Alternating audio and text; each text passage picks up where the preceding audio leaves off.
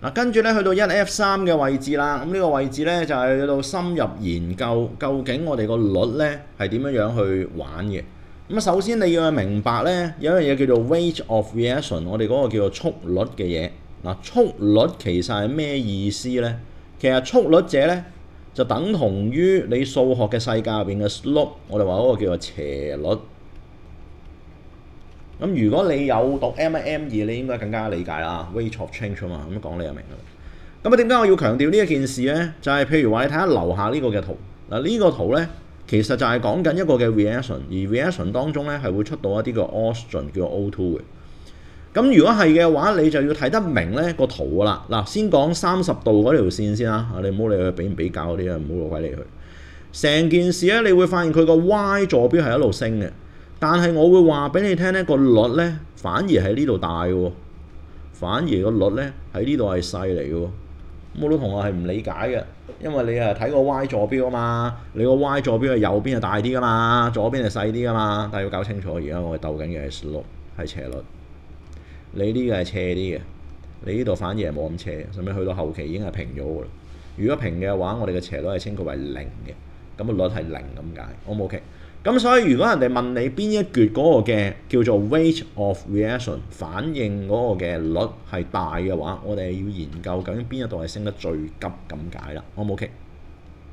咁如果理解呢一件事嘅話，咁一齊再睇睇㗎咯喎。嗱，根據我哋嘅講法，其實有好多樣嘢會影響個率嘅。咁啊，以下落嚟咧，我哋就打咗6項。咁呢6項我哋一齊去到感受下。先講第一單嘢先。如果你由低溫一路升到一個 optimum 嘅 temperature。嗱，點解會有 optimum 嘅 temperature 咧？嗱，因為其實由低溫升到去高溫咧，呢個過程入邊咧，其實我哋增加緊佢哋嘅 kinetic energy。如果你有讀 physics，你就會明白溫度同 KE 咧其實係掛鈎。咁你要去理解乜嘢叫做 reaction 咧？咁啊，通常就係講緊咧你嗰啲嘢撞得埋一齊，咁你先至可以去做到個 reaction 噶嘛。我舉例説明啦，而家之前我哋咪講話鎖匙同鎖頭嘅關係啊嘛。你個 answer 都撞唔到個鎖頭，點樣同佢開鎖咧？咁所以其實如果你想去開鎖開得快嘅話，盡量啲嘢行得快啲，佢撞到個機會就會大啲。咁所以越大嘅 KE，佢哋有機會撞擊到嘅 frequency 程度就會越大，開鎖自然就會越多啦。咁個率就自然會升啦。咁呢個係講嘅啫。咁所以我哋就話升到某個位，個位就叫 optimum 嘅 temperature。咁呢一個位置，即係由低溫一路升到一個合理嘅溫度嘅話咧，個過程入邊嗰個嘅 KE 就會越嚟越大，撞擊嘅 frequency 就越嚟越大，佢哋個率就會越嚟越大啦。O 唔 OK？咁啊，跟住再睇嘅咯喎。第二個就係個 substrate 咧，你可以將佢視作為就係鎖頭咯。鎖頭個濃度如果越嚟越低嘅話咧，你個率就會越嚟越低啦。咁因為你嘅理解咧，你有開鎖嗰條友嚟㗎嘛，咁你即係走入去話成個百個鎖喺度等住你去開，你一條鎖匙你咪開同咪快咯。你開到臨尾開咗90幾個，仲有6個咁先算未開，有6個擺咗喺邊啊，大佬？咁成個倉咁樣，嗰邊度揾嗰6個數？咁你可能慢慢就會慢咗。其實個道理就咁簡單。如果個 substrate 即係嗰個嘅鎖頭個 concentration 如果跌咗嘅話，你就會減低咗個 chance of collision。我哋話撞擊嘅機會率就會低咗咁解啦。咁如果個 substrate 甚至乎已經係開晒啦喎，做完㗎咯喎，咁個率都變咗0添，咁個 reaction 就會 stop。咁呢個都好合理嘅，咁你埋嚟開鎖嘅啫嘛，都俾你開晒，仲有咩好玩咧？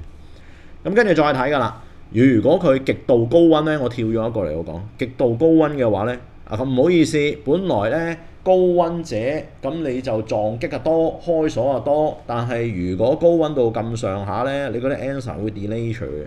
delay 嘅意思，你可以當係鎖匙攣咗咁解，咁你攣鬼咗啦，撞擊次數再多都冇意義啦。咁所以頭先點解會有個 optimum 嘅 temperature 最佳嘅溫度就咁解？你過最佳溫度咧，有啲鎖頭整下冇鬼咗，其實有啲鎖匙整下冇鬼咗，其實個意思係咁解。咁調轉頭咯，低溫又點咧？嗱，低溫咧我哋就叫做 inactivate， 就唔係用 delay 啦，你要搞清楚啊！你攞條鎖匙擺喺雪櫃度雪到佢啊結埋冰都好啦。你將佢變翻做37度室溫嘅話，室溫唔係37度，25度室溫咁先算。咁其實咧啲冰溶解咗咧，你條鎖匙係用得嘅。咁所以 inactivate 就係喺低溫嘅時間用唔到，但係慢慢翻去正常溫度係用得翻嘅。但係調轉頭，如果你係極高溫嘅話，燒到條鎖匙攣咗咧，你變翻30度或者25度咧，你條鎖匙係依舊用唔到啊。所以 delay 除咗嘅話咧，其實就成世係用唔翻嘅啦嗰嚿嘢。O 唔 OK？咁跟住再睇下一個咯喎 ，extreme 嘅 pH 極端嘅 pH 度咧，其實佢都會 delay 除，佢都會 delay 除咗。咁呢個極端咧，你又要小心翻啦。如果你個 answer 本身都係胃嗰度去到叫做服務你嘅話，咁我哋就預計佢係習慣於一個極酸性，即係 pH 度極低嘅情況。咁所以如果你話 extreme pH 咧，就唔係講緊極酸，佢可能係極鹼或者叫做頗為鹼嘅話咧，佢可能佢就會 delay 除啦。咁你要睇翻每一個嘅 answer 佢自己個特性咁解。咁啊，中文嘅同學啦，留意翻啦。我哋話酶嘅反應速率咧，究竟有啲咩影響到咧？就留意住，佢影響係影響個斜率，就唔係個產量。你好似右邊嗰個為例咁樣先算。如果個溫度高啲咧，我哋應該係勁啲嘅。所謂勁啲嘅意思咧，就即係話我哋會變得快咗，因為你呢個嘅 slope 咧其實係大咗啊，大咗咪即係個率勁咗咯。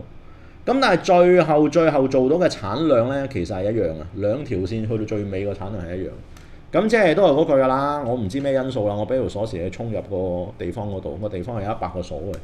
開得快嗰個開到最尾都開100個鎖啫嘛，開得慢嗰個你俾足夠時間佢都開100個鎖，最終都係100個鎖，就唔會話開得快嗰個可以開到200個鎖，冇呢樣嘢。咁啊，由低溫去到一個最合適嘅溫度嘅過程咧，我哋就會發現由於個速率上升，因為溫度上升，動能就會上升，動能上升，速率就會上升。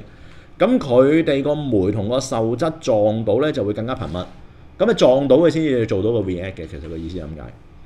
咁但係如果個受質嘅濃度下降，即係話開下啲鎖頭越嚟越少嘅話咧，個速率就會下降啦，因為佢嘅碰撞嘅機會就會低咗啦。完全用晒咧，咁個速率就變咗到0添啊，咁個反應就會結束咗。咁如果係低溫咧，我哋呢啲叫做 inactive， 中文叫做不活動。留意住，如果嗰個酶係不活動咧，你其實變翻做正常嘅溫度咧，佢會用得翻嘅。但係如果高溫咧，佢就會叫做變性，變性就即係頭先所講嘅英文嘅 delay。變性咗咧，嗰件嘢就好似攣咗個鎖匙，就算你變翻做正常嘅溫度，佢都用唔翻嘅。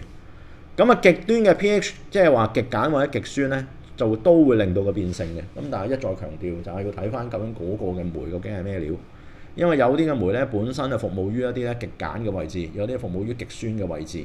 咁如果係嘅話，咁佢嗰個叫做恰當嘅 pH 度咧，可能咧就同其他人唔同啊。咁總之勾錯佢恰當嘅 pH 度嘅時間，佢就有機會 delay 長咁解啦。O 唔 OK？咁如果明到晒嘅話，咁呢一個咧就叫做1F3嘅位啦。咁啊，我哋可以睇下外邊嘅試題點樣考。